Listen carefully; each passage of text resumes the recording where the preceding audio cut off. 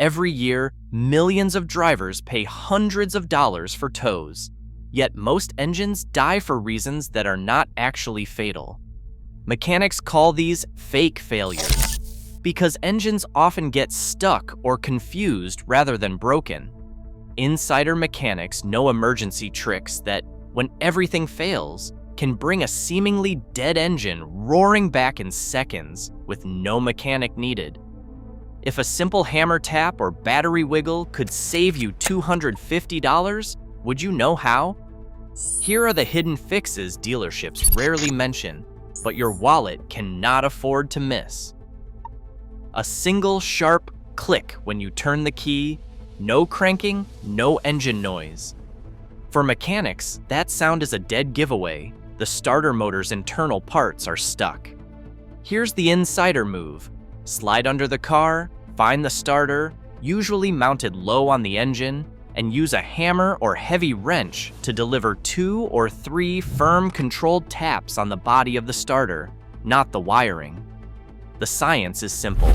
Inside, a solenoid acts as a magnetic plunger that pushes a gear outward to spin the engine.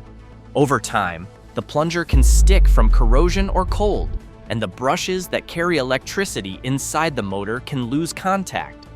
Tapping sends a shock wave through the housing, breaking static friction and nudging the plunger or brushes back into place. It is not brute force that works, but vibration, just enough to wake the mechanism for one last crank. If you hear the engine finally spin, you have just bought yourself a temporary reprieve. If you hear only silence, the problem lies elsewhere. A stranded driver sits behind the wheel, frustration mounting as the engine cranks but refuses to fire. The dashboard lights up, the starter spins, but the car will not catch. There is a subtle clue, an electric hum from the rear when the key turns. That sound comes from the fuel pump, a small electric motor submerged in the gas tank. When pump sees, it is often because the brushes inside stick from heat or fuel varnish. Mechanics know a trick, a firm strike to the bottom of the fuel tank. This is not about brute force, but a calculated jolt. The impact sends vibrations through the tank, sometimes freeing the stuck motor just long enough for fuel to flow. About 35% of the time, this method brings the pump back to life for one more start. It is a temporary fix, not a cure. The pump can seize again without warning. Safety comes first. Never use sharp objects, and avoid striking plastic tanks too hard. If the engine still will not fire, the problem may lie in the electrical connections, not the pump itself. Battery terminals can look clean and tight, yet still stop an engine from starting. The culprit is often a layer of oxidation, invisible to the eye, but powerful enough to block hundreds of amps. Copper and lead, the main metals in terminals and clamps, react with air and moisture to form oxides, thin, stubborn films that act like insulation.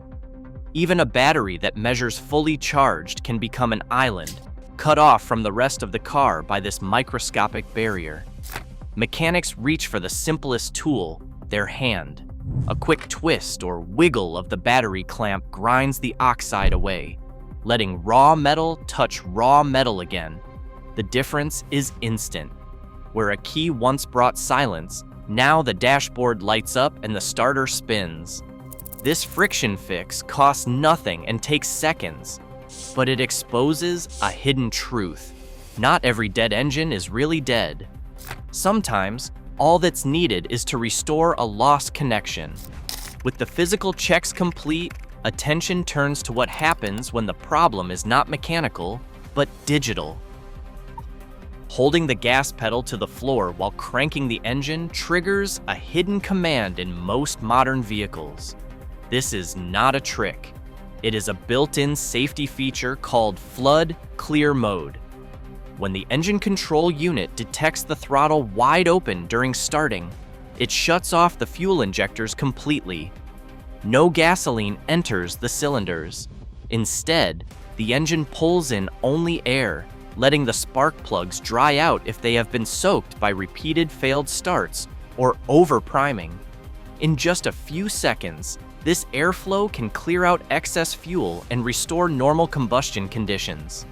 The move is simple: pedal down, crank, and wait a moment. If the engine catches after a few tries, it means the plugs were flooded and now have a chance to spark again. This digital fix stands in sharp contrast to hammer taps and cable wiggling. The computer listens to your foot and responds instantly, no tools required. A can of starting fluid sits on the shelf in almost every mechanic's shop. Its real power is not brute force, it is diagnosis. Starting fluid is made of highly volatile compounds, often diethyl ether, which ignites with even a weak spark at temperatures as low as -49 degrees Fahrenheit. When an engine cranks but refuses to fire, a brief shot of this vapor into the air intake tells the truth in seconds. If the engine sputters to life for just 1 or 2 seconds before dying again, it proves the ignition system and compression are working. The problem lies with fuel delivery, usually a dead pump or a clogged injector. If there is no response at all, the issue is either spark or compression. Mechanics use this trick to skip hours of guesswork, but they handle it with care. Too much ether can damage sensors or even start a fire in the intake. One short spray, crank immediately, and watch for that telltale burst. Anything more is asking for trouble, especially on modern engines packed with electronics. For emergencies only, never as a routine fix. Disconnecting the battery isn't just a last resort, it's a hard reset for the car's brain. Modern vehicles rely on dozens of sensors, all feeding data to the engine control unit. When a sensor like the crankshaft position sensor glitches from heat or electrical noise, the computer can freeze and refuse to let the engine start. Pulling the negative battery cable for 60 seconds drains the capacitors inside the engine control unit, wiping out temporary memory and clearing stuck error codes. After reconnecting, the system reboots from scratch and forces every sensor to recalibrate. This trick only works if the battery itself is healthy, but it is surprisingly effective for clearing digital confusion. A systems expert puts it simply: sometimes a car needs the same fix as a crashed laptop, a total power cycle. If the engine fires up after the reset, the problem was electronic, not mechanical. If not, it is time to move past computers and get hands-on with the hardware. Engines need 3 things to run: spark, fuel, and AIR.